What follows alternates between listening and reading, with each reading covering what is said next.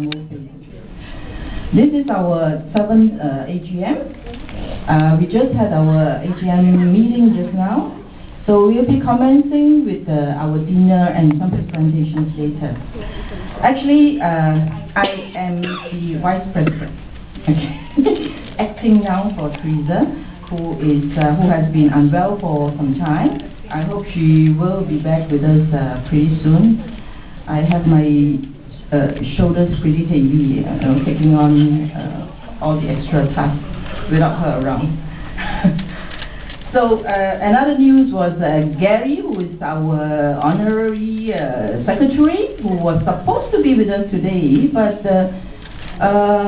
his baby refused to wait. So he's with his wife now at the hospital waiting for the delivery. So we pray that she's going to have a safe delivery. Every morning in Africa, a gazelle wakes up. It knows it must run faster than the fastest lion or it will be killed. Every morning, a lion wakes up. It must outrun the slowest gazelle or it will starve to death. So it is a dog-eat-dog world, pretty much. It doesn't matter whether you are a lion or a gazelle. When the sun comes up, you better be running. Don't we all? Aren't we all like that every day? So it's the same here in Singapore. Every business wants to develop and remain competitive in the industry. That's the reason why the activities of SWAS are geared towards helping our members achieve this goal. Here's some of the initiatives which we have taken. Raising standards in 2010. This could have been dubbed as SWAS 7th Heaven Anniversary. It could have been. On the contrary, 2010 had been a challenging year for all our members. There was a global economic crunch. On top of that, the closure of several spas and beauty-related establishments. That has brought about a decline in consumer confidence in the industry. SWAS has responded to this by engaging AVA insurance brokers to come up with a unique insurance scheme through Tokio Marine Insurance Company.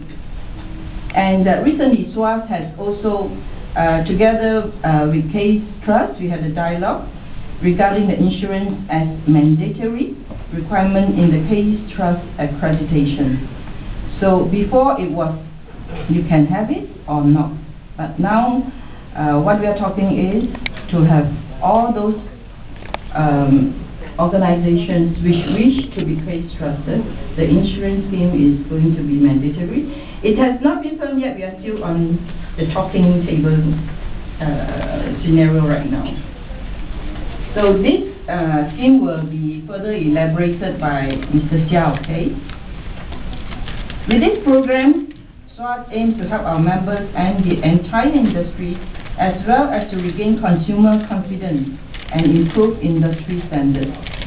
So we have been having some feedback from the operators as well as from the consumers about this insurance scheme. It has created a lot of hype on the news side, whether it was on TV or papers and all that. I have also done a number of interviews regarding this. So there has been a lot of publicity on it. With consumers, we are actually asking them to look out for the signs that they are case trusted, that they are insured, so that they would be in a better position when or if the spa setup or nail or hair or whatever that's in our industry, in case if there's any misfortune, then they are at least covered, not a total loss. We have a number of trade exhibitions over the years. SWAS has led many Singapore companies in international trade exhibitions. Many of the exhibitors have returned with positive results and increased exposure. We strongly encourage our local companies to participate in overseas trade shows to widen your reach into the international market. These trade shows were strategically planned based on market opportunities and strategic stories. I've been talking too much. Geographically viable for our members to engage in these markets. These international markets include Malaysia, where we have the beauty men mark sitting right there. And we have, this year is going to be Beauty 11, right? So we just follow the years. Last year we have a very successful year. 37 exhibitors, so pretty good. And we are going to receive something from us. Huh? Okay. Then we have the Cosmoprof in Hong Kong and China, Korea, Japan, Middle East, Europe, USA. We are looking at some of the newer ones, and some of them are the older ones which we have already been doing. We are currently studying the viability of the Philippines, Thailand, and Australia. Preparing for the next generation, we are preparing for the second liners, and at the same time continues to address the manpower issues with the industry as well as the authorities, and engaging schools and training institutions to be able to provide future spa managers, therapists, stylists with information that is timely and relevant, such that theory and practice are synchronized. In this way, students will be aware of real-world scenarios even before joining the industry. So, RP Republic Poly, which is represented by Suzanne, has been very engaging with the association. If you have need of special training for students, special areas that you guys are looking at, talk to Suzanne. Then maybe RP will come up with a new subject or new course for the whole industry. So those are for the students, and we have Edward, Mavis, and all the others which does the technical training, right? Our membership comprises of people in the spa industry, in the wellness industry. We have Dr. Sundaras, where are you? Oh yeah, okay. Dr. Sundaras, who is a naturopath. We have people who have products. We have newcomers from Italy who is bringing in new products. So there's a lot of networking amongst our membership. So I hope that starting from this meeting, for those of you who are new, come and join us more in our networking or seminars that we are doing. Actually, the secretary also works very hard. Jess and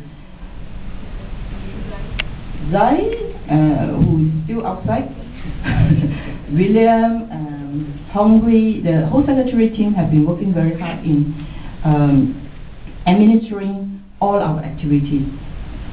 William has done extremely well with our trade shows, and that's one of the parts that helps our association to move better. We can have some sponsored lunches or dinners or seminars.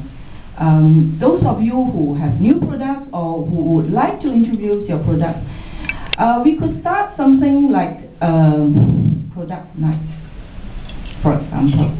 Yeah. So for you to introduce to the other members what products you have. Actually, I'm also still learning from you guys, because some of you, I know you, but I don't know actually what you guys do or what product you all represent. So without that kind of knowledge, it's difficult for you to move forward or to enlarge your circle, whether it's business or friends. First of all, we talk friendship lah. Okay? So when we are friends, then it's easier to do business with, right?